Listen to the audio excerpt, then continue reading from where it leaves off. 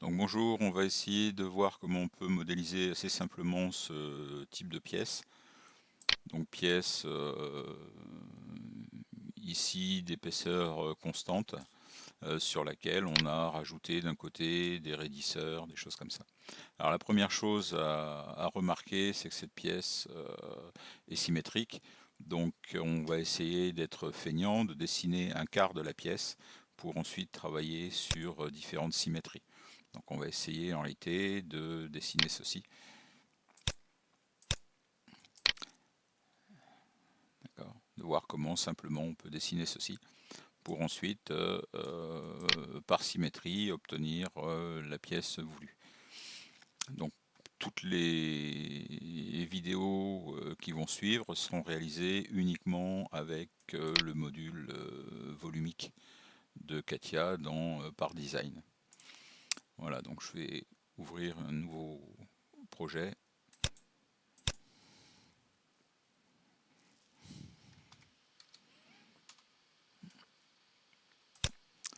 Donc je vais ouvrir une nouvelle part. Dans cette part, alors pour l'instant, je ne tiens absolument pas compte des dimensions, hein, c'est juste pour vous montrer un petit peu la méthodologie. Donc je vais commencer par définir une esquisse. Sur cette esquisse, je vais définir éventuellement une ellipse.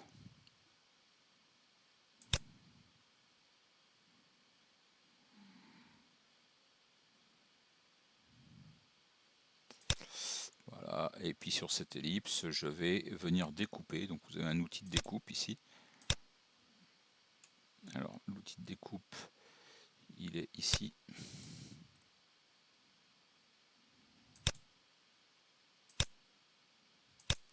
Je vais venir découper l'ellipse ici au droit, ce qui va me permettre ensuite ici de supprimer cette partie-là. Et donc ensuite, ce point, je vais pouvoir le balader. Et puis on va dire que ça c'est bon. Donc je vais récupérer ici ceci et ici ceci.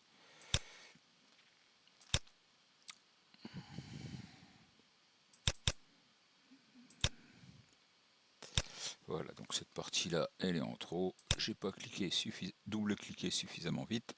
Donc je vais sortir de mon esquisse. Je vais pouvoir extruder cet élément. 20 mm, c'est largement bon. Aucun problème. OK. Donc voilà ici mon quart d'élément. Je vais lui mettre un rayon, donc un congé d'arête par exemple, ici de 10 mm. Allez, on va mettre 15 mm. Voilà. Donc ensuite par rapport à ça, on va mettre un élément qui peut être intéressant, que vous pourriez utiliser, et qui est la fonction poche avec congé. Donc je vais me dessiner ici ceci par exemple. Donc une esquisse à dimensionner comme vous voulez. Et je vais utiliser la fonction qui est ici. Alors là aussi, je vais essayer de vous la montrer. Hop, elle est cachée là derrière. Donc c'est la fonction ici, poche avec dépouille et congé. Donc je vais essayer de faire une poche avec dépouille et congé. Donc j'ai 15 mm. Allez, on va prendre une profondeur de 15 mm. On va prendre la seconde limite, je vais définir ce plan-là. Donc ça va être entre ce plan et ceci. Je vais mettre un angle par exemple ici de 20 degrés, qui va être mon angle de dépouille. Le rayon latéral, c'est le rayon qu'on va retrouver en réalité ici dans l'angle. Dans l'angle, je vais prendre par exemple un rayon de 20 mm. Et puis pour les autres, donc le rayon que je vais retrouver ici et le rayon que je vais trouver dans le fond, donc je vais prendre des rayons par exemple de 5 mm aperçu. Voilà ici ce que ça va me donner. Donc vous voyez que ça me donne ici directement l'angle, un rayon de 5 ici, un rayon de 5 ici, un rayon de 20 ici. Vous voyez que c'est super pratique, ça fait directement plein d'opérations en une seule opération en réalité. Voilà. Donc ensuite, éventuellement, je vais voir un petit peu à faire une ligne ici. Donc je vais de nouveau faire une ligne à ce niveau-là. On va prendre, je vais prendre toujours une ellipse, pourquoi pas.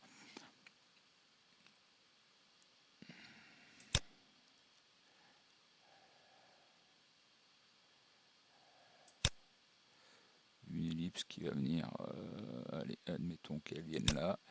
Ici, je vais de nouveau la couper ici. Donc je vais la couper au droit ici. Hop. Donc ça, je vais la supprimer. Et puis ici, je vais la tirer droit jusqu'au bout.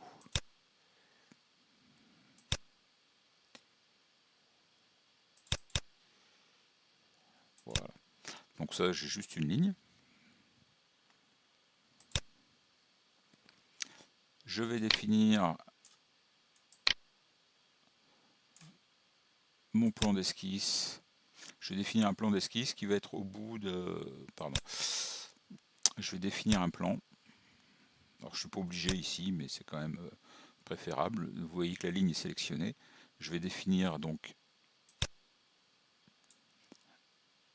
un plan. Je définis une courbe, donc il voit tout de suite normal à la courbe. Et ici, je peux définir mon point. Par défaut, c'est le point milieu. Moi, je voudrais plutôt me mettre sur une extrémité. Donc je clique sur l'extrémité et je valide. Donc ensuite, moi, je vais faire une esquisse dans ce plan. Et dans ce plan, je vais faire l'esquisse de ma gorge. Donc, par exemple, quelque chose qui va être comme ceci. On va prendre, allez, hop. Là encore, pour que vous voyez, je le range. Je vais prendre par exemple ceci.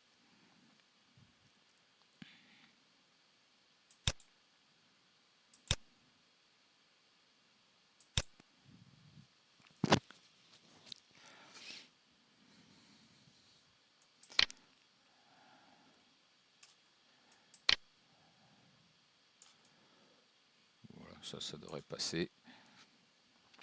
OK. Et donc maintenant, je vais utiliser la fonction ici, rainure, avec ce profil sur cette ligne-là. Et là, je vais... Donc j'ai validé mon esquisse par défaut. La courbe guide, c'est l'esquisse que j'avais faite précédemment. Et ici, je fais OK.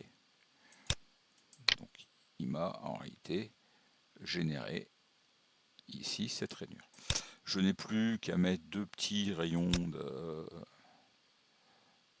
là-dessus et là-dessus. Je vais mettre un rayon de, allez, on va mettre 1,5 mm.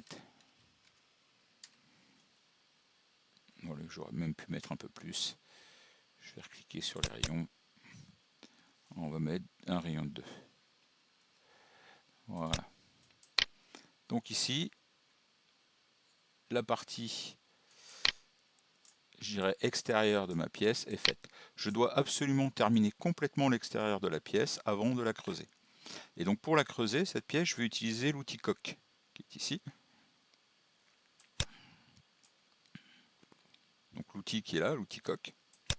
L'outil coque, je vais faire une coque de 1 mm d'épais. Et je vais supprimer cette face-là et cette face-là. Donc voilà, là j'ai ma coque. Alors qu'est-ce qu'il va me rester à faire? Il va me rester à faire les raidisseurs. Donc pour ça, il y a une fonction qui est sympathique dans CATIA, c'est un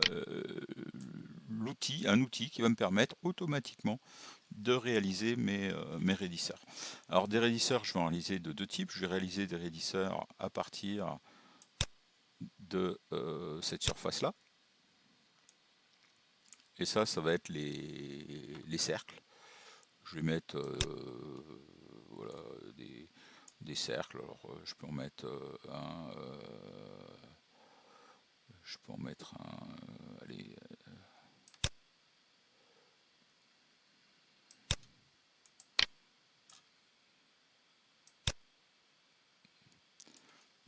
je vais le mettre ici, je vais faire CTRL-C, CTRL-V, hop, ça par contre, CTRL-C et CTRL-V.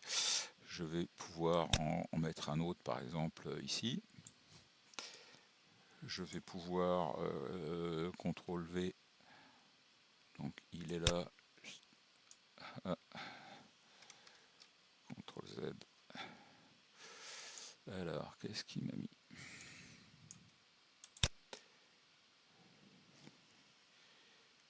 Celui-ci, CTRL-C, CTRL-V.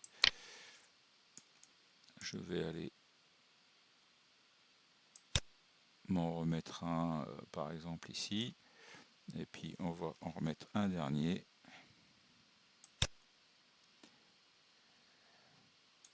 Ici, et admettons qu'il y en ait un gros qui soit là.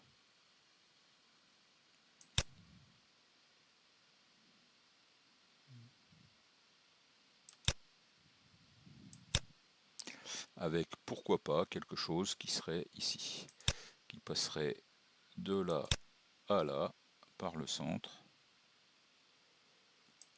qui viendrait là, et qui se prolongerait éventuellement ici. Donc, je veux l'aligner, voilà. Donc ceux-là sont alignés. Je vais couper maintenant, je vais enlever pour que mon logiciel comprenne quelque chose. Il va falloir que j'enlève la partie intérieure. Donc pour enlever la partie intérieure ici des traits, vous avez l'outil gomme qui est intéressant. Je clique 2 fois dessus pour qu'elle reste active. Je vais enlever cette ligne-là. Je vais enlever ceci pour ne garder que les parties extérieures. Même chose ici, je vais enlever la partie intérieure. Vous voyez que la gomme va m'enlever de ce point-là à ce point-là ce trait. Voilà, donc ici j'ai une première esquisse. Donc vous voyez quelques... Et là je vais utiliser l'outil raidisseur.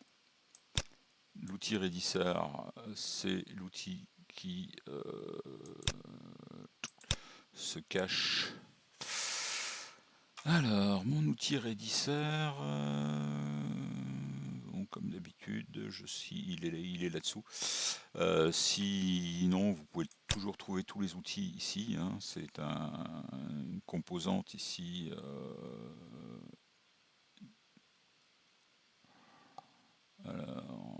Issu d'un contour, le raidisseur. Donc, vous voyez que je fais une épaisseur de 1 mm. Il a automatiquement trouvé, donc ici, le fait que ce soit sélectionné réseau, il a automatiquement trouvé perpendiculairement à mon esquisse ceci. Donc là, je fais OK. Et automatiquement, il m'a fait ceci. Maintenant, si je veux faire les petits traits que j'avais tout à l'heure, bah, je vais faire exactement la même chose. Je vais faire une esquisse, alors par exemple, à partir de ça. Et ici, je vais pouvoir mettre mes autres,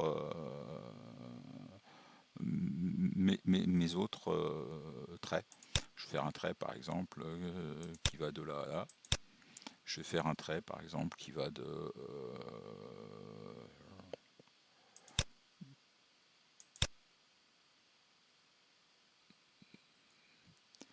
là à là. Je vais faire un trait ici qui se prolonge, qui va de là à là. Vous voyez que c'est juste un bout de trait, ça suffit.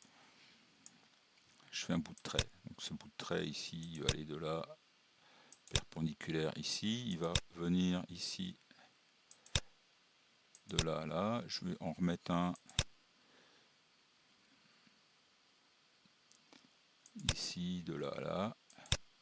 Je vais remettre un bout de trait, hop, dans cette zone ici, de là à là.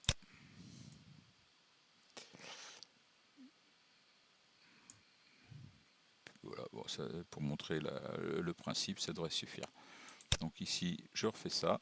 Donc ici, j'ai mes bouts de trait. Je fais de nouveau un raidisseur. Donc avec donc, raidisseur, OK.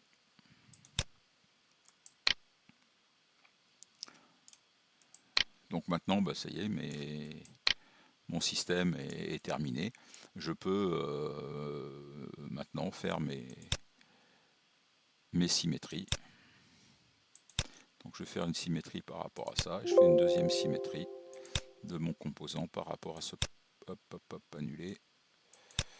Je vais faire une deuxième symétrie. Le tout, c'est de sectionner le bon plan par rapport à ce plan-là. Ok.